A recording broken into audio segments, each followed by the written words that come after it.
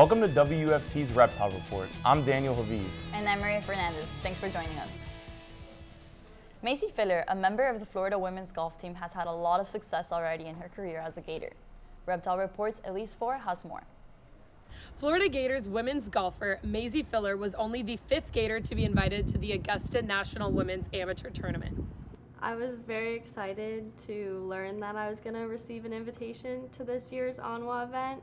It's something that's been on my list of goals for 2 years now, and it's been at the top of my list, and it's truly an honor, and it's taught me that I am good enough to compete with the best in the world. So it was a very exciting moment. Florida Gators women's golf head coach Emily Glazer is in her 11th season as leader of the program. Glazer has been Filler's head coach for 3 years now. I'm really happy for Maisie. It's awesome for her to get invited. Just a testament to her hard work, over the last few years, and really even more so than that, what sticks out to me is her consistency. Just the ability to play at a high level for an extended period of time. That's how you get your WAGR ranking where it needs to be to get invited to such a prestigious event. So thrilled for her. A lot of the things I've experienced through my time at the University of Florida, including outside events I've played that I've had success in, they've taught me a lot of lessons mentally and physically, and they've just given me a lot of confidence that I am good and I can compete with the best. So it's definitely been a great learning experience throughout all of the events. Filler is looking to continue her career as a Gator and hopefully gain more success. For Reptile Report, I'm Elise Four. Gators football hosted their annual Orange and Blue game. I had the opportunity to cover the game and hear how the team feels they have progressed in anticipation for next season.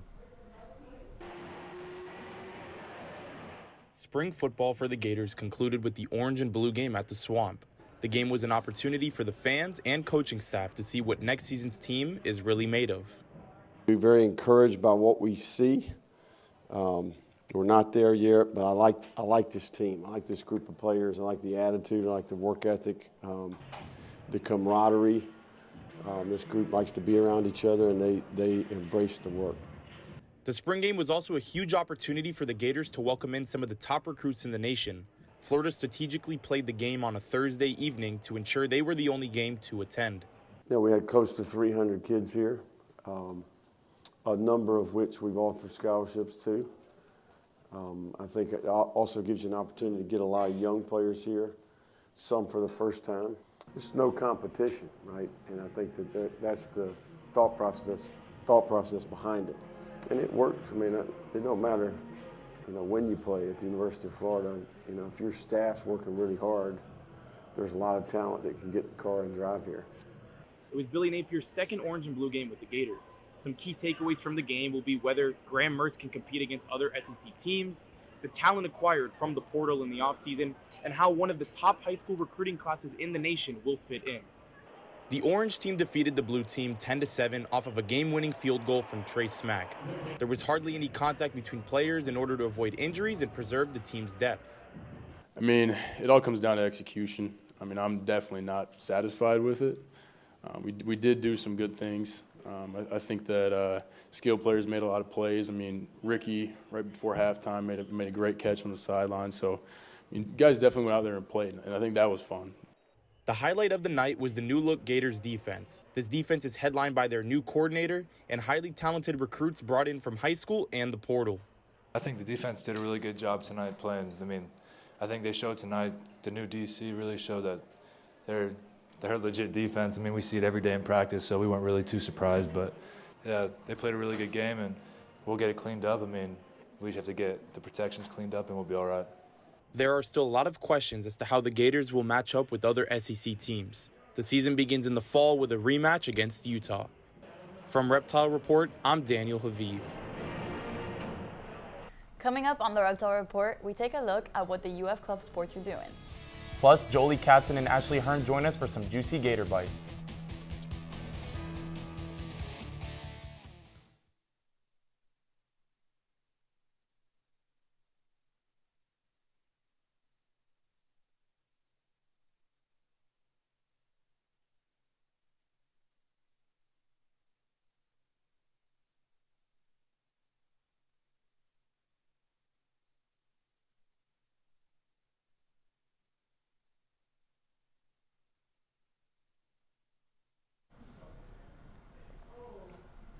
Welcome back to Reptile Report. Club sports at UF are rich, with students eager to get active and try new things. I had the opportunity to look into the Club Taekwondo team and how they teach this fascinating martial art. The Club Taekwondo team here at UF is unique in the way that it brings together a variety of different students. Taekwondo is a Korean martial art that involves mostly striking and kicking. The team here on campus is led by a passionate former Gator. I practiced Taekwondo all my life. I was part of the club when I did my undergrad, and I've been as a coach for almost 11 years. It keeps me grounded, I think. Being able to exercise with everybody. Freshmen, sophomores, they're always the same age. I keep getting older, but I feel like I don't get older this way. I just like to be able to exercise and to contribute back to the community. The goal of this club is to promote discipline, utilizing the safest practices of the sport while also getting members into top shape. The main thing is safety. Want to ensure that everybody gets safe while doing the class. Quality of the training. Want to make sure that everybody's getting something out of it. Also, well-being and discipline. Those are the main things. I want to make sure that everybody gets a little bit of those good qualities from the Taekwondo. The Club Taekwondo team practices at the Southwest Recreational Center on Tuesday and Thursday evenings. They prioritize strength with basic Taekwondo technique. The relationships and unity that are built amongst this club's members is what makes it unlike any other involvement opportunity on campus. I came and the vibe was amazing. People are super kind. This is a really nice club. The workout is extraordinary. Like Diego is an amazing coach.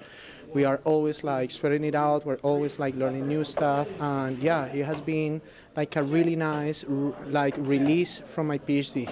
Despite college classes being stressful and time-consuming, students find a way to fit this sport into their weekly routine. It's difficult sometimes. I just have to you have to prioritize. Sometimes I have to prioritize school and skip practice, and then sometimes I'll leave my lab early and cut my work a little bit short for the day to come here. The team is always open to new members regardless of level of experience. It's a great way to meet new people and become exposed to a fascinating martial art. From Reptile Report, I'm Daniel Haviv. The UF Roller Hockey Club is back after disbanding due to the COVID-19 pandemic. Reptile Report's Ailey Shanes talks about their return and the dominant season.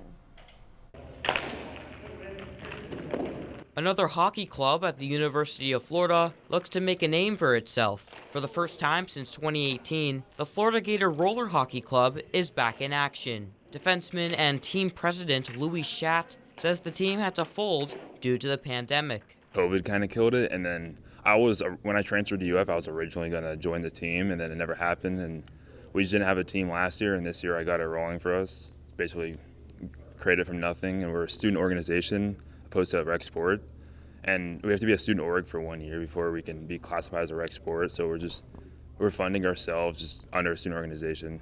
The club primarily recruited guys from the ice hockey team. They brought in some players that were either looking to rehab from injuries, get more playing time, or prefer to play hockey on blades instead of skates. And even though some have never played the game on blades before, they were still able to dominate the competition. In just their first season, the team went undefeated in their Division III National Collegiate Roller Hockey Association campaign, going 10-0-0.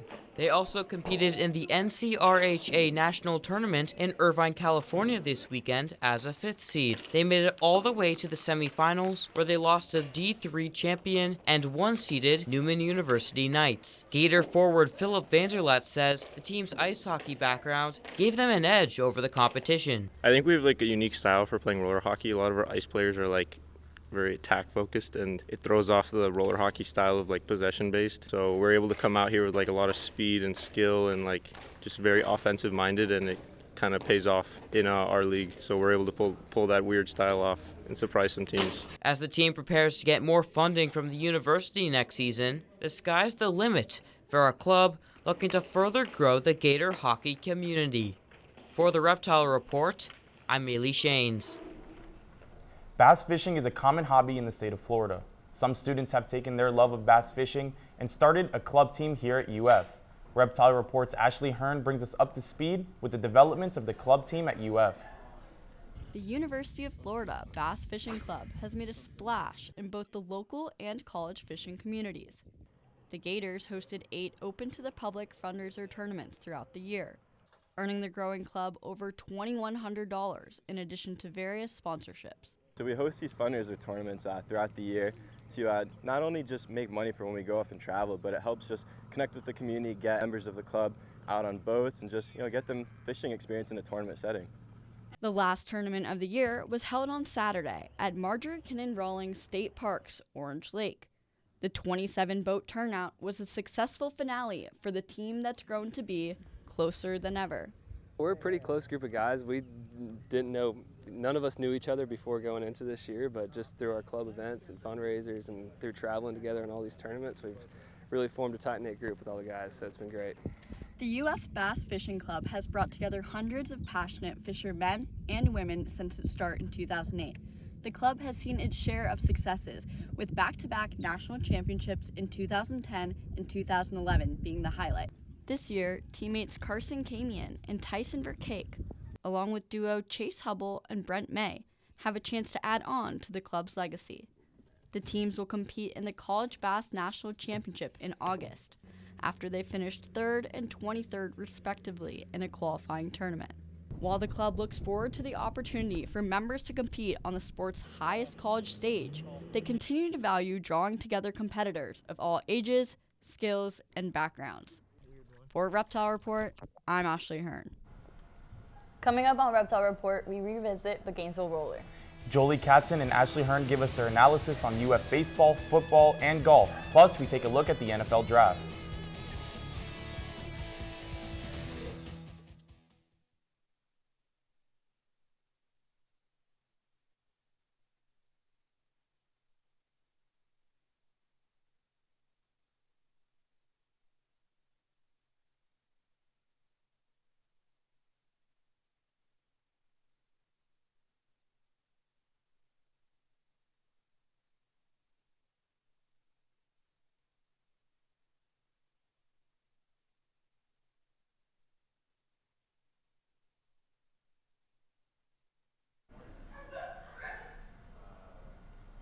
The Gators have been busy this past week.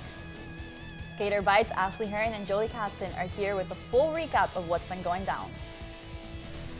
Welcome to Gator Bites. I'm Ashley Hearn. And I'm Jolie Katzen. I don't know about you, Julie, but this year seems to be flying by as we approach the month of May. Many spring sports across the nation are gearing up. That's right, Ashley, and things are starting to heat up in Gator sports. We have the men's golf team who defeated Vanderbilt over the weekend, adding an SEC championship to their hardware for the first time since 2011, and now they prepare for the NCAA championship taking place in mid-May. Now, moving on to women's lacrosse, the Gators remain on fire. They have a 7-game winning streak, putting the record at 12-3 on the season. They only have 2 games left in regular season play, and I'm excited to see how they finish. I mean, the strength of this team is undeniable. They've been able to maintain their top 20 status all season, and this week they ring in at number 8. And speaking of Gators in the ranks, let's touch on some of our top players in our Diamond sports.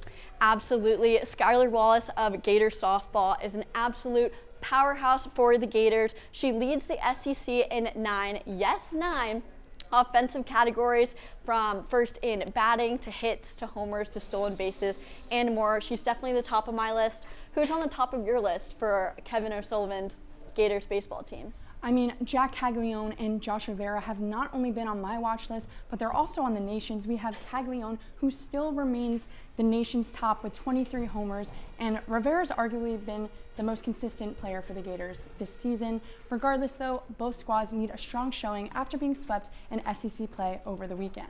I completely agree, Julie. Now, sticking with the Gators, tomorrow is an exciting day as 11 former Florida football players have the chance to be selected in the 2023 NFL Draft. Now, Julie, I'm going to ask you the question that all of Gator Nation is wondering.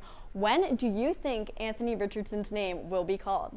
Well, Ashley, taking a look at last year's draft, we saw Kyle Pitts go number 4, making him the highest drafted tight end in NFL history. So personally, I'd love to see Richardson keep the Gators in the top 5. Personally, I think he'll be able to do that, especially after a strong showing at both the NFL Combine and at Pro Day. Regardless, I'm excited to see where he ends up. Well, that's all for Gator Bites this week. Thanks for watching Reptile Report. Thanks, Ashley and Jolie. A few weeks ago, Reptile Report's Jolie Katzen introduced us to the Gainesville Roller Derby team as they prepared for the upcoming season after 4 years off of the track. Now, the roller derby season has finally begun, and the Gainesville Roller Rebels could not be more excited to get back on their skates. Reptile Report's Jolie Katzen gives us an inside look into their first home bout of the season.